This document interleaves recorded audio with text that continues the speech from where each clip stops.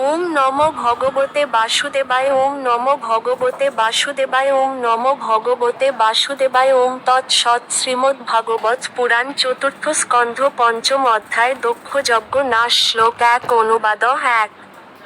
মৈত্রেয় বললেন, শিব যখন নারদের কাছ থেকে শুনলেন যে, তার পত্নী সতী প্রজাপতি দক্ষের দ্বারা অপমানিতা হওয়ার ফলে দেহত্যাগ করেছেন এবং তার সৈন্যরা ঋভু দেবতাদের দ্বারা বিতাড়িত হয়েছে, তখন তিনি অত্যন্ত ক্রুদ্ধ হয়েছিলেন। 2 শিব তখন অত্যন্ত ক্রুদ্ধ হয়ে অধর দংশন করেছিলেন এবং তড়িৎ ও বহ্নিশিখার মতো দীপ্তিশালী এক গুচ্ছ চুল তার মস্তক থেকে উৎপাটন করলেন এবং তৎক্ষণাৎ গাত্রোত্থান করে গম্ভীর শব্দে অট্টহাস্য করতে করতে সেই জটাকে ভূমিতে নিক্ষেপ করলেন।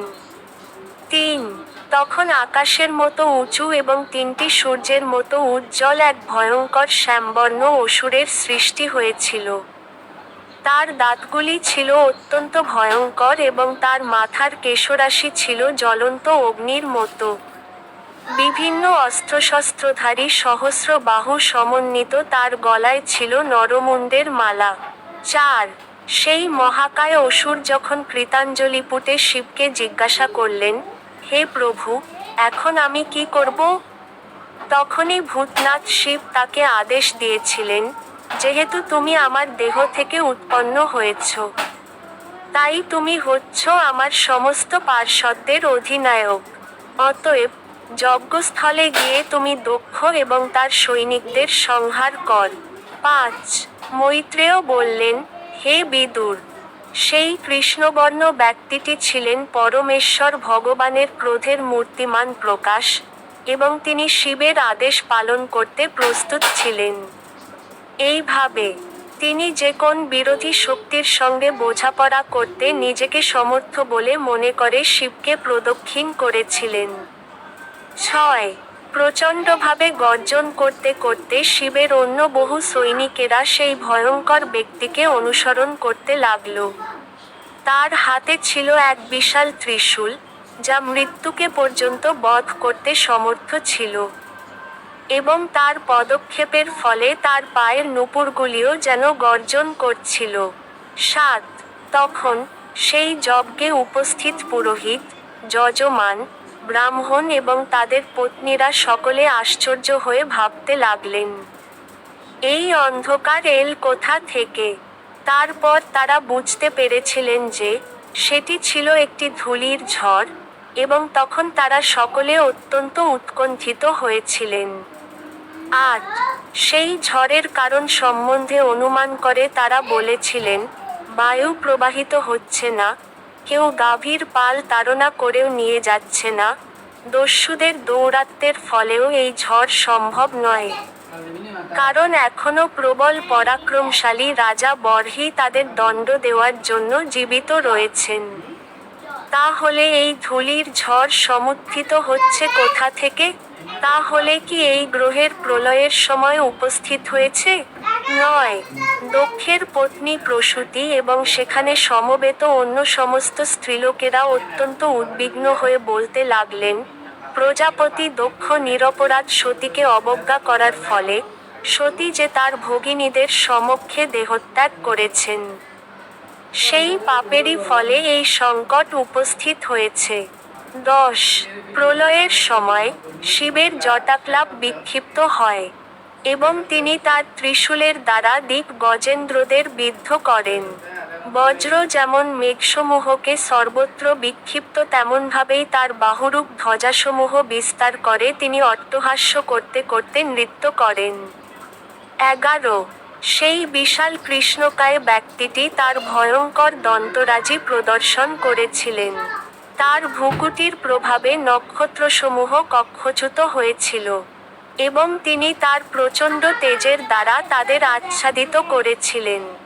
দক্ষের অসৎ আচরণের ফলে তার পিতা ব্রহ্মা পর্যন্ত সেই প্রচণ্ড ক্রোধ প্রদর্শন থেকে নিস্তার লাভ করতে পারতেন না।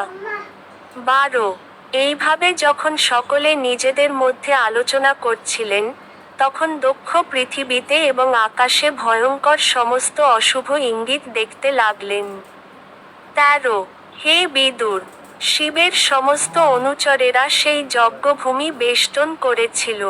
তারা ছিল খর্বাকৃতি এবং বিভিন্ন প্রকার অস্ত্রশস্ত্রে সজ্জিত। তাদের উদর এবং মুখ মকরের মতো কৃষ্ণ এবং পীত বর্ণাভ ছিল। তারা যজ্ঞভূমির সর্বত্র ছুটাছুটি করে মহা উৎপাত সৃষ্টি করেছিল। 14 কিছু সৈন্য যজ্ঞ মণ্ডপের স্তম্ভ ভেঙে ফেলেছিল, কেউ কেউ পত্নীশালায় ঢুকে পড়েছিল। কেউ যজ্ঞস্থল বিনষ্ট করতে শুরু করেছিল এবং কেউ আবাসস্থল ও পাকশালায় প্রবেশ করেছিল। 15 তারা যজ্ঞপাত্র ভেঙে ফেলেছিল, কেউ কেউ যোগাগ্নি নিভিয়ে দিয়েছিল, কেউ যজ্ঞস্থলের সীমাসূত্র ছিঁড়ে ফেলেছিল। এবং কেউ কেউ যজ্ঞকুণ্ডে মূত্রত্যাগ করেছিল। 16 কেউ কেউ পলায়নকারী মুনিদের পথ রোধ করেছিল, কেউ কেউ সেখানে সমবেত স্ত্রীদের তিরস্কার করেছিল, এবং কেউ কেউ মণ্ডপ থেকে পলায়নকারী দেবতাদের বন্দী করেছিল। 17 শিবের এক অনুচর মণিমান ভৃগু মুনিকে বন্দী করেছিলেন, এবং কৃষ্ণকায় অসুর বীরভদ্র প্রজাপতি দক্ষকে বন্দী করেছিলেন। চণ্ডেশ নামক শিবের আর একজন অনুচর পৃষাকে বন্দী করেছিলেন, এবং নন্দীশ্বর ভগ্ন দেবতাকে বন্দী করেছিলেন। 18 নিরন্তর প্রস্তর বর্ষিত হচ্ছিল, এবং সমস্ত পুরোহিত ও যজ্ঞস্থলে সমবেত সমস্ত সদস্যরা তার ফলে এক মহা সংকটে পতিত হয়েছিলেন। তারা তাদের জীবনের ভয়ে বিভিন্ন দিকে পলায়ন করতে শুরু করেছিলেন।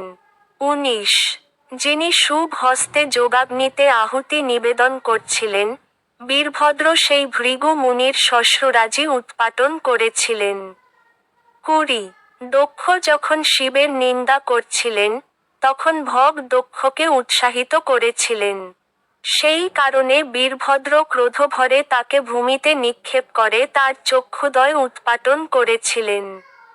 21 অনিরুদ্ধের বিবাহের সময় দুৎক্রীড়াকালে বলদেব যেভাবে কলিঙ্গরাজ দন্তবক্রের দন্তরাজি উৎপাটন করেছিলেন, সেইভাবে যে দক্ষ শিবের নিন্দার সময়ে দন্ত প্রকাশ করেছিলেন, এবং তখন সেই নিন্দার সমর্থন করে যে পূষাও তার দন্তরাজি প্রদর্শন করে হেসেছিলেন, বীরভদ্র তাদের উভয়েরই দন্তরাজি উৎপাটন করেছিলেন। 22 তখন সেই বিশালকায় বীরভদ্র দক্ষের বুকের উপর বসে তীক্ষ্ণধার খঙ্গের দ্বারা তার মস্তক ছেদন করতে প্রবৃত্ত হলেন, কিন্তু দক্ষের শরীর থেকে তার মস্তক বিচ্ছিন্ন করতে পারলেন না। 23 তিনি অস্ত্র এবং মন্ত্রের দ্বারাও দক্ষের মস্তক ছেদন করার চেষ্টা করেছিলেন, কিন্তু তার চর্ম মাত্রও ছেদন করতে পারলেন না। তার ফলে বীরভদ্র অত্যন্ত আশ্চর্যান্বিত হয়েছিলেন। 24 তখন বীরভদ্র যজ্ঞস্থলে পশুবলি দেওয়ার যুগকাষ্ঠ দর্শন করে তার দ্বারা দক্ষের মস্তক ছেদন করেছিলেন। 25 বীরভদ্রের সেই কার্য দর্শন করে শিবপক্ষীয় ভূত, প্রেত এবং পিশাচেরা সাধু সাধু বলে কোলাহল করে উঠল।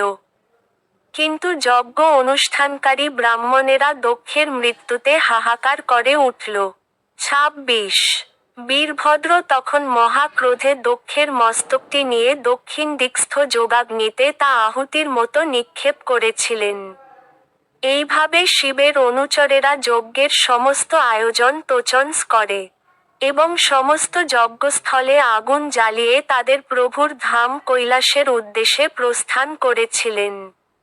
ইতি শ্রীমদ্ভাগবতের চতুর্থ স্কন্ধের দক্ষযজ্ঞ নাশ নামক পঞ্চম অধ্যায় সম্পাদনায় ঋষিকেশ নাথ।